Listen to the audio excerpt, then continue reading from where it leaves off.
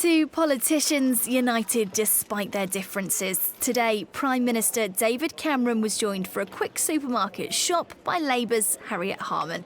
It's because the Remain campaign has a message about how much your weekly food shop might ring up should we leave the EU. £120 more a year than right now, they say. Well, it stands to reason when so much of our trade on food is with Europe that actually if we are at risk of having tariffs between us and Europe, then the prices will go up. So there's some cross-party unity going on, but the divide between the Conservatives widens. Yesterday, Chancellor George Osborne said house prices would drop and mortgage rates rise should we leave. That got fellow party member but Leave campaigner Ian Duncan-Smith referencing a certain Disney character. Well, when I heard that, I did think of Pinocchio and the nose growing rather long here.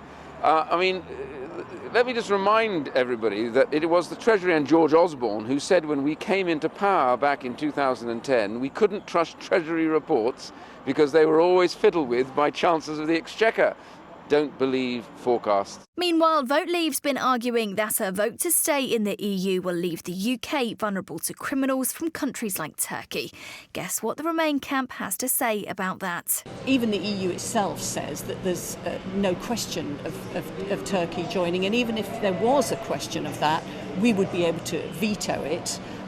So I think that is scaremongering. But Vote Leave's Dominic Raab hit back at that veto claim. There is a theoretical veto, but this government, successive governments, have made clear that we support Turkey joining the EU, and the British taxpayer is already paying £1.8 billion to pave the way. Why would we be doing any of that if it wasn't going to happen in practice? Let's hope they'll all be able to let the mudslinging go when the results come in, as there will surely be more over the next month.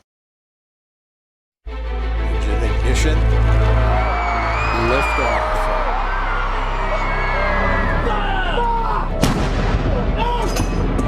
If you don't represent women in politics,